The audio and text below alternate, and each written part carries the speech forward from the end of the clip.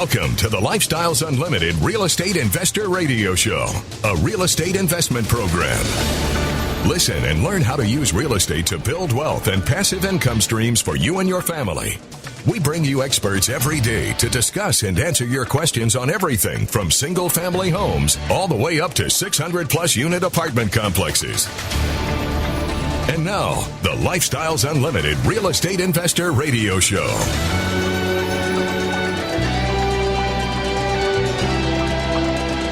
Welcome to the show. My name is Al Gordon, and as always, we're working on your financial freedom. On today's show, we're going to tear down some serious myths that exist with real estate investing. You heard me correctly. We're going to destroy some myths that exist out there today. So the first myth we're going to crush. We're going to crush this myth. This is the myth that says, when you live in California and you buy real estate, you make all kinds of money. It's crazy money. And all you have to do is buy the real estate and make the money. And that's a myth. That is truly a myth. Now, California may have a little better appreciation than the rest of the country, but when you sit down and do the nuts and bolts of the math with regards to investment returns, yeah, there's a lot to be desired for investing in the Sunshine State. There is. Okay, let's get to another myth. You need a 40-hour work week just to accomplish real estate investing. I mean, you have to be honed in. So you got to do your 40-hour job, and then you got to do like another 40 hours to stay on top of this real estate investing. And that's a myth. That's a myth. It's total myth. Total myth. And here's why it's a myth. Because if you build a quality team around you, you don't spend a whole lot of time. As a matter of fact, what you do is you leverage the knowledge, the time, and the talents of other people who are, to be honest with you, probably a lot better at doing what they do than you are. You don't spend a lot of time. So those are the two myths that I want to beat down today. And you're probably wondering, okay, this is going to be good. How are you going to pull this off, Al? Very simply. I asked Brian, who's a Lifestyles Unlimited member, who happens to live in the great state of California, happens to live up in the Bay Area, and he's lived there for a very long time.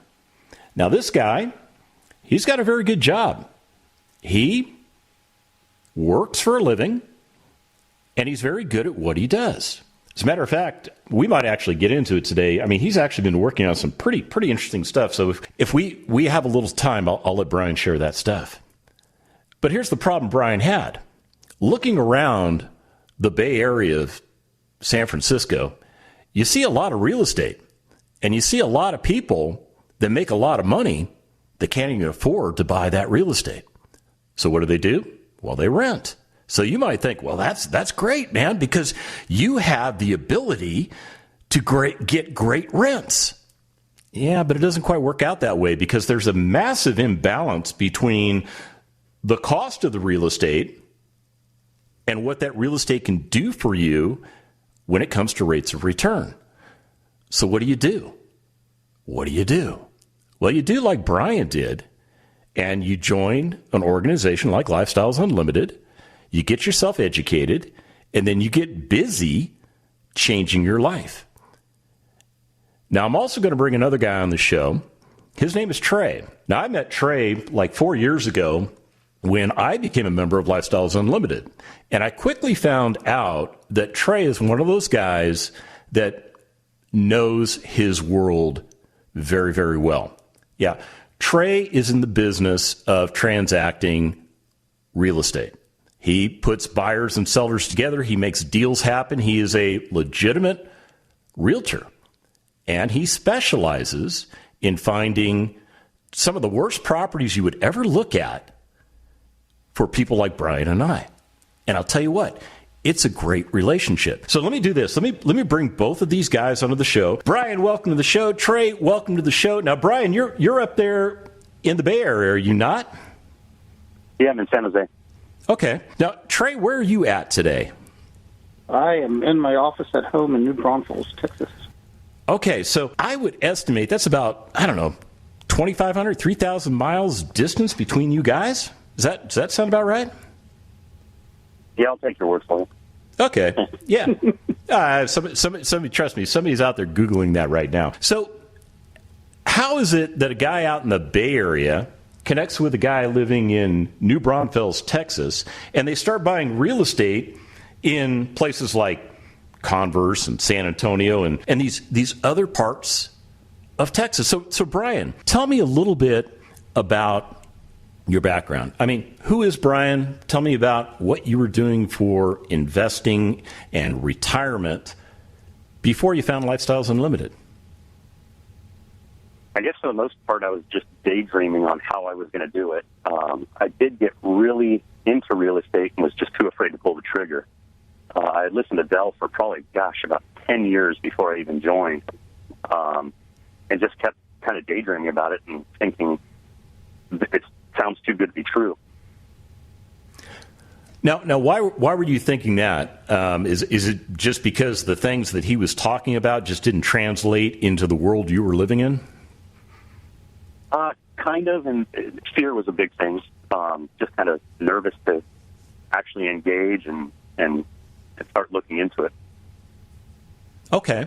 So 10 years listening to Dell, and what made you decide to actually pull the trigger?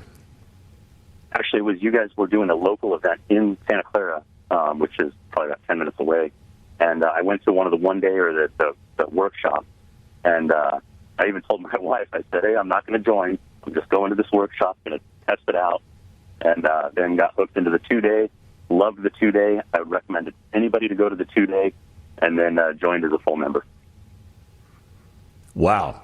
So the guy that wasn't going to join wound up joining, and not only did he join, he went through the educational component of what we provide to all of our members. And I will tell you this, Brian got busy. Brian got very busy. When we come back from the break, we're going to talk about how Brian has been changing his life one property at a time. Stick around.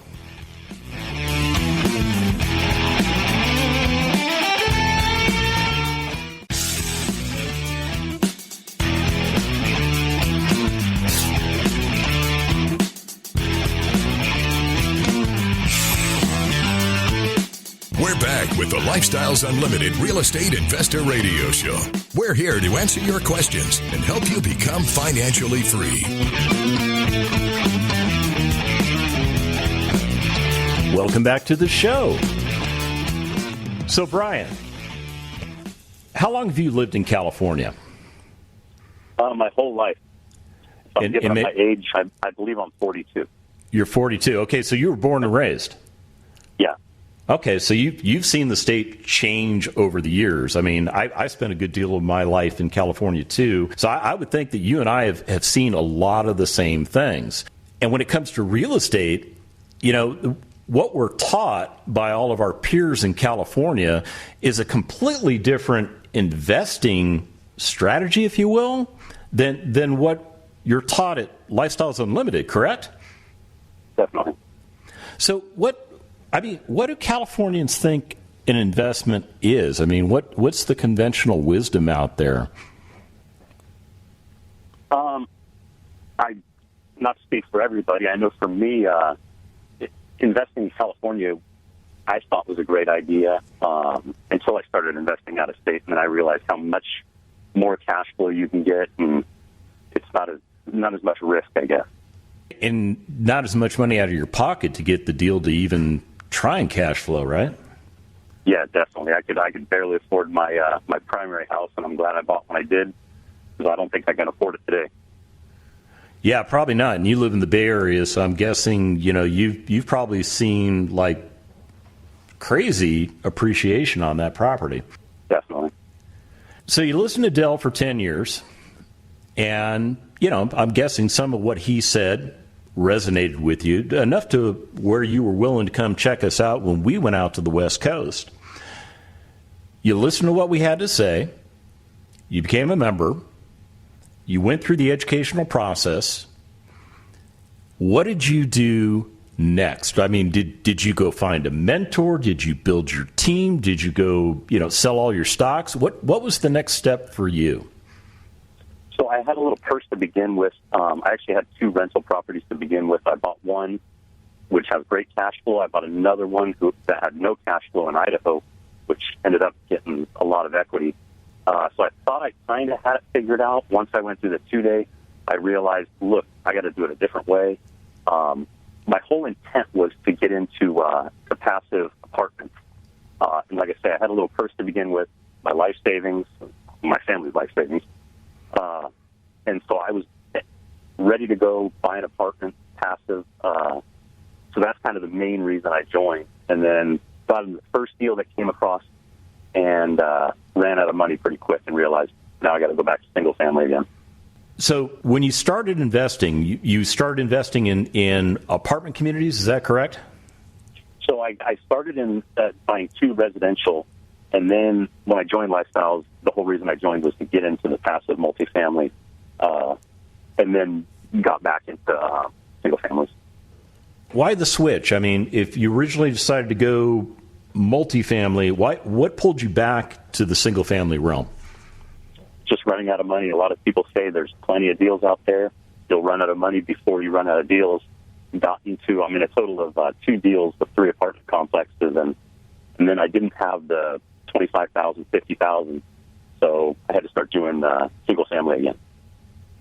So you're able to buy single families for less than $25,000 or $50,000? Yep. How did you pull that off? So I was using hard money to go on the side. I do have a home equity line of credit, a HELOC, on my primary residence, so I can kind of use that as a little bit of leverage. But yeah, just going through hard money, coming up with between $50,000 to $20,000 a piece, and then keep redoing it. So how does Trey fit into this picture for you? So Trey, once I joined, I started getting blast emails. Basically, the Lifestyles real estate team would just send me all these offers saying, hey, I got a place here, got a place here. He had one look good to me. You can actually poke your fingers through the wall to the outside.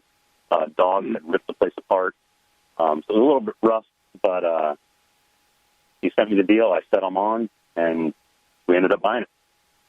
And what did that kind of deal do for you? As far as, it cash flows okay. Back then, interest rates were a little different than they are now. But cash flowed fine, got me going. It proved to me that I can buy a house that I think I own on paper, wire a contractor $10,000, have them start fixing it up, obviously wire them a little bit more money after that, and eventually own a house. So, Trey, I've got a question for you. I mean, you helped Brian find this, right? Yes. Now, who is your fiduciary obligation to in this deal? Brian. Wait a minute. Brian's buying the property. Aren't you supposed to work for the seller? No, I am a buyer's agent. Really? Well, Brian, why would you use a buyer's agent? What does that do for you? Make sure I'm taken care of. So I guess what I'm getting at is you have a very solid business relationship with Trey. Trey is one of those valuable members of your team, and he brings something to the table that you need, right? Yeah, I've used them on the total of 6 properties now, and waiting on our 7th. Well, that is pretty cool. So, okay. I got to ask, okay, if you've got Trey on your team, who else do you have on your team? So I have a couple contractors. I usually use the same one every time. His name is Levi. Usually I'll just put Trey. I'll tell when I like a deal or Trey sends me a deal, usually I'll call Levi and say, hey, Levi, can you link up with Trey and figure out a time to go over and check out the property? He checks it out, gives me a bid, and then we either do the project or don't. And how much time does it take you to do all of that? Usually it's a lot of times it's by text. So I'll just shoot him a text and give him the address or tell him to link up with Trey. Anywhere between 3 to 7 minutes. Wait a minute. Did you say minutes? Yeah. Not hours or days. You said minutes. Yeah. Okay, so I guess what I'm getting at is how much time are you spending every week on your real estate investment business? Now that they're pretty much ongoing on their own and I'm not doing any heavy rehabs, it's probably, I'd say, maybe an hour a week, maybe a couple hours a month. I don't know. Not very often. That's not a lot of time. When I go through the finances. Okay. All right. Trey, how much time are you spending finding all these deals for Brian? Probably more than he's spending working on his deals. And there's the correlation there. That's the correlation. That's what I tell everybody, that real estate does not take a lot of time. What you have to do is you have to build that solid team around you, just like Brian did. When we come back from the break, we're going to get into these deals. Stick around.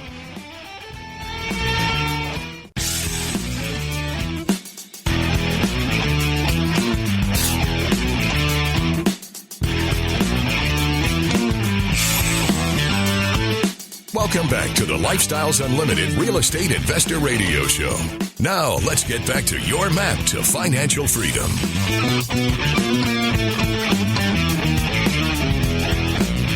Welcome back to the show. And actually, we're not going to talk about your particular map right now. We're going to talk about Brian's map. See, Brian has a very excellent map. Now, he didn't have to reinvent the wheel. He didn't have to, figure out from scratch how to do this real estate investing business. Brian just made a decision to bring an organization onto his team to assist him.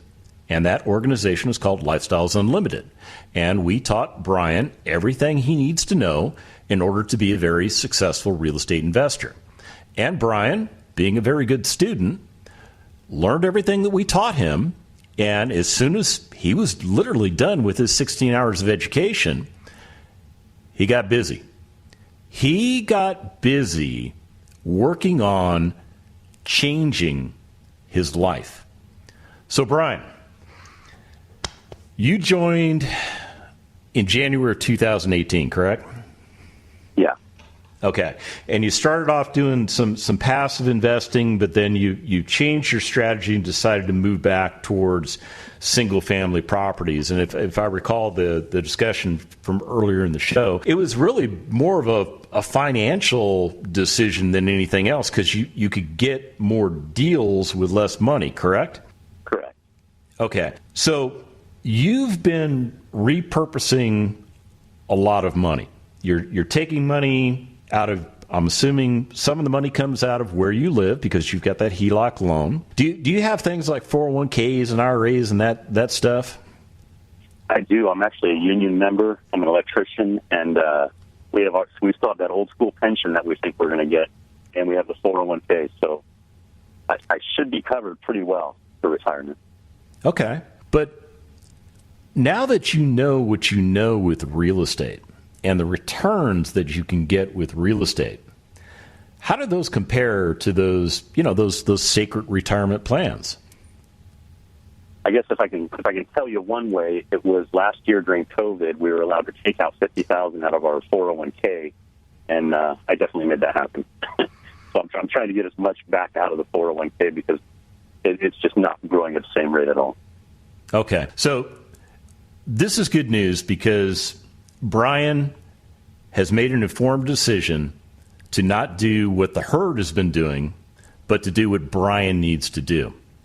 So tell me about the property, the one property that you chose to get on an airplane and fly from California to Texas to come take a look at. I think you call it Grapevine. Is that what it's called? Yeah, it's on Grapevine. I don't know if I came to look at it more or to smell it more. Smell it. Trey told me when he was there, he didn't really want to go in the place, but the contractor went in, took a bunch of pictures. Trey probably has a better story the first time being there. Go ahead, Trey. It was, in all my years of doing this, it was definitely the most disgusting house I've ever stepped foot into. I only lasted about 10 seconds in the home. We realized we were standing in human waste. about an inch deep. Pretty gross. The owner was handicapped and just never had cleaned the home. The contractor didn't make it much longer than me, and then we actually called in a hazmat cleaning crew that takes care of, like, after murders and stuff like that. He only lasted 30 seconds. He even said it was one of the most disgusting homes he had ever been into. So when I told Brian all this, the next day he's on a plane coming to San Antonio to come smell the home. He wanted to see what the big fuss was about. And so, Brian, I didn't go into the home the next time. Brian, really? I mean, you got on a plane to go smell a disgusting house? Yeah, it was. I was kind of going for double reasons. I actually had another house that was already going at the same time, so I figured I'd get out there to see progress on that, check out this new one, and I actually met with the appraiser when the appraiser was there. And kind of funny how when the appraiser tells you how much it's going to be worth, and you're looking at it and you know how much you're buying it for, it's exciting to buy a house like that. Okay, Trey, I got to bounce back to you because I know for a fact you've probably walked into no less than 10,000 homes in your career. So, when we find the worst of the worst that you won't even go into, that tells me that there are a lot of people that might have considered buying that property that just walked because they couldn't figure out how to resolve that issue. Actually, I believe I showed this property, or tried to show this property, to maybe 2 or 3 other Lifestyles members before Brian. It was Brian's turn to look at it. And when we got there, they wouldn't even walk inside. We would open the door, and the smell was so horrible that they just turned around and walked away. But, yeah, I've never experienced a property with the human waste factor this had. Other homes, we have dead rats and raccoons and rotting material, but with the human waste, it was pretty disgusting. And it was in the heat of the summer as well. Oh, yeah, it just kind of marinates, huh? At least. Yeah. Okay. Well, I don't want people to start turning the show off. So. Right now. Here's what I think is really cool about this house. It is driving all your competition away. So, Brian, how much money out of pocket did you ultimately pay for the worst property in Texas? So this was a weird one because I did use my HELOC. I ended up paying cash for it based on my HELOC. So it was a little different. I didn't use hard money on this one. I can go into detail, but my debt to income was a little off because I had another property that I hadn't refinanced yet. So I know it's a lot of, as David would say, gobbledygook, but this one was kind of a different story. So I didn't use hard money. Okay. Did you leave it in cash, or did you refinance your money back out? No, after 6 months, I refied back out, and I was pretty much nothing out of pocket. I might have been about $5,000 out of pocket. I think we just found Brian's secret to success. He makes Trey go find the most disgusting properties he can so that he can literally buy them for almost no money down. But here's the beautiful thing. That property has got somebody living in it right now, correct? Correct. And I'm guessing that property now is probably on the other end of the spectrum. It is probably the best of the best in the neighborhood. It's a very nice house. It's a house I would move into. So did you, while you were out here from California, did you do the rehab work on all this? No, I didn't touch this one at all. All right. So I'm hoping you hit the Riverwalk while you're down here in San Antonio because, at the end of the day, you're not spending a whole bunch of time doing real estate-related stuff, huh? No, when I got out there, actually last year, I actually drove to Expo when I was there because it happened to be the same weekend. But I did make it to the Alamo, and I did see the Riverwalk. Awesome. So, Trey, how long did it take to get this property moved through escrow, get it rehabbed for Brian, and then make Brian a very happy investor? Well, there's another side of this story. This property took longer to close than any other property I've ever had to close. Why is that? I want to say, would it take 6 months, Brian? Yeah, it was somewhere around there. I bought another one because this one was taking so long. And then, of course, the day I closed on the other one, this one was ready to close. Interesting. So you ended up Interesting. closing 2 properties on the same day. Interesting. So what we're finding out is that Brian has a couple of irons in the fire at any given time. See, Brian is moving forward. Brian is focused on his end-stated goals, and he's not going to let anything get in the way. When we come back from the break, we're going to get into some of the mechanics. Stick around.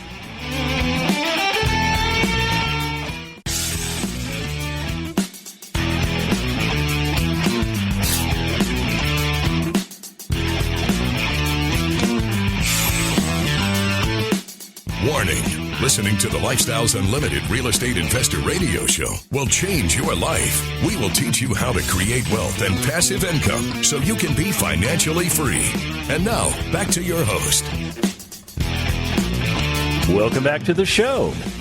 All right, so during the break, Brian, Trey, and I were actually talking about this property that we were talking about in the last segment. And, you know, we kind of decided that this was really a great investment for Brian. To elaborate on that, are you guys okay kind of talking through, you know, the acquisition costs and things like that and what this actual property is doing today?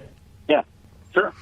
So, Trey, I mean, you're the numbers guy. What did Brian actually pay for this property? $101,000. Okay. And that included all the human waste that he could acquire too, correct? I mean, this thing was just in really bad shape. Yeah, all that was included with the purchase. Okay. What was the ARV on this property at the time? The home actually appraised for $165,000 at the time. Okay, and that appraisal is based on everything being fixed up, correct?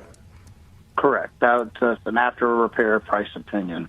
Appraiser comes in there. They looked at Brian's scope of work or the repairs he was going to do on the property and assigned an appraised value.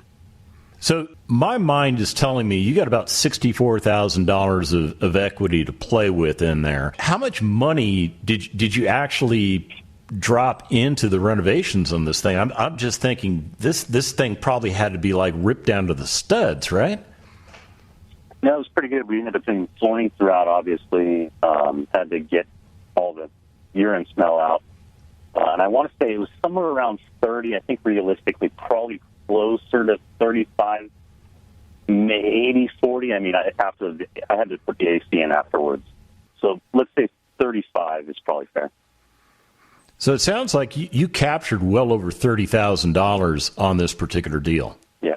What I meant to say was Brian captured over $30,000 in equity in this property because he bought it correctly, he rehabbed it correctly, he put it back into service correctly, and the market was doing better than his all-in costs.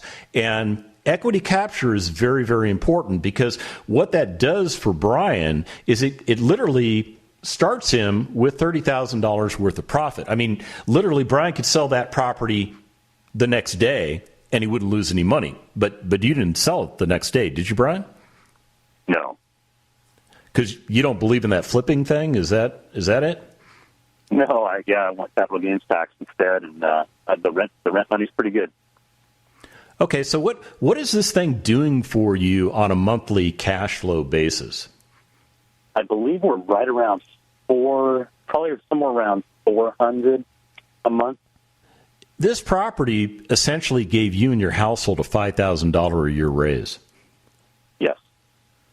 And this is not the only property doing this kind of thing for you. No, I have 7 other income properties. 7 other properties. Now, I'm just doing simple math here, but I'm thinking 7 properties kicking off $400 a month. Cash flow is probably giving you, about a $35,000 raise per year? I'll take your word for it. On the fly. All right. When's the last time the union gave you a raise, by the way? We actually just got one. We make a lot of money out here. Oh, well, yeah, okay. But what kind of how much work did you have to put in to get that raise? A lot. And every 40 hours a week, every week. Okay. And somebody else had to make that decision, first of all, as to whether or not you get the raise, and then they had to decide how much, right? Yep. But in real estate, you've turned the tables around. You decide how much a property is going to do for your portfolio, and then you make the decision to either put it in the portfolio or not. Yep. So you're regaining control of your life, Brian. Are you aware of that? I am. It still seems a little surreal, but yeah. Okay. So what's your number? And when I say what's your number, what I'm really getting at is, do you have a certain number of either houses or passive investments or whatever is in your retirement cocktail, so to speak? Do you have a particular number that you are gunning for because you know when you get to that number, you could walk away from the union? I kind of do.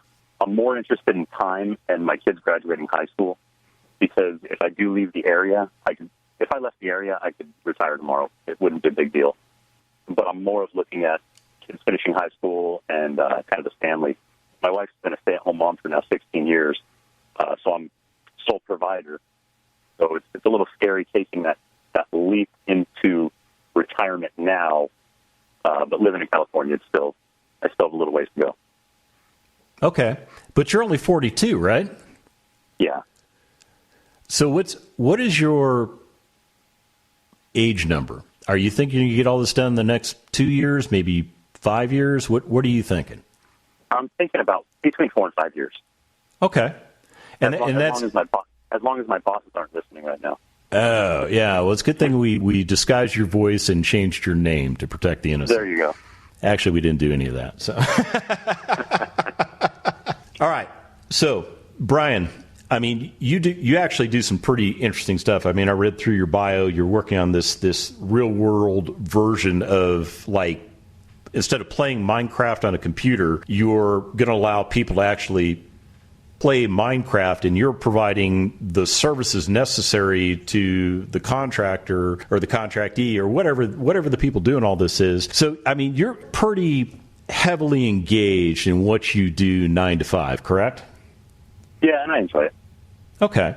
And there's nothing wrong with that because, you know, the beautiful thing is you can get that real estate retired number and then you can keep being an electrician if that's what you want to do. I mean, just be like all the doctors that practice every once in a while because they enjoy doing what they do. Nothing wrong with that.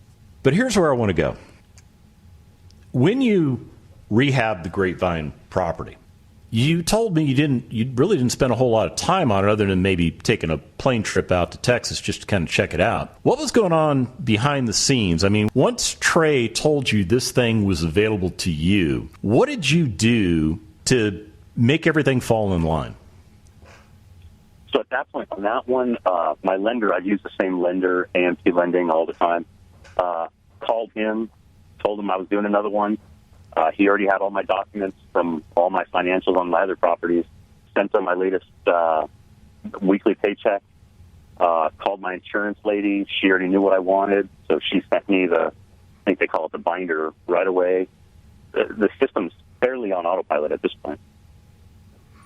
So it's really plug and play for you. But, Trey, what happens on your side when Brian says, let's launch? Basically, it's plug and play as well. Just start going through the motions and making sure everybody has the correct documents, making sure that Brian got with his insurance agent, making sure Brian got with his lender, get with title, order survey, order appraisal.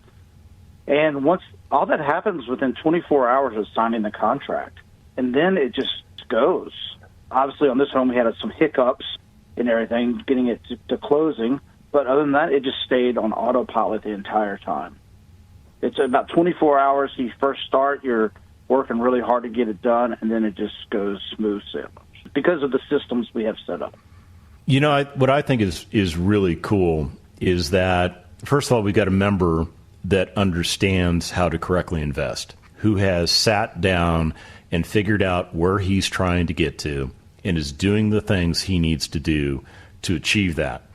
On the other side of the fence, we have all of the members of his team, of which, Trey, you are a highly important component because of your knowledge of the marketplace, your knowledge of investment properties, the fact that this is what you specialize in. You don't go out and show luxury homes because that's not who you are. And that's not the kind of agent that Brian and I are looking for. We want guys like you that understand the modality. And what I'm getting at is that when you take two highly competent people and put them together like we've done with Brian and Trey, they're able to communicate very effectively, very efficiently, and there's not a lot of nonsense. It's just business time. Correct, guys? Yep. We talk nonsense on the phone all the time, but yes, it's business. Well, because you got to have a purpose for, the other 5 minutes of the phone call when you got all the business done in the first 12 seconds. Okay. Very cool. I want to hear his Mardi Gras story, too. Oh, yeah. Trey's got some Mardi. We need to ask Trey about Fiesta and all these other places that he likes to hang out at. Hey, guys, man, we're at the end of the show, and I want to thank you so much for coming on the show. First of all, to break the myth that if you live in California, you have to invest in California, because that's just absolute nonsense, because we just proved that you don't need a lot of time. The Lifestyles Unlimited Real Estate Investor Radio Show is for entertainment purposes only. Please consult a professional regarding your personal investment needs. Nothing presented on the Lifestyles Unlimited Real Estate Investor Radio Show constitutes an endorsement, recommendation, offer, or solicitation to buy or sell any product or security.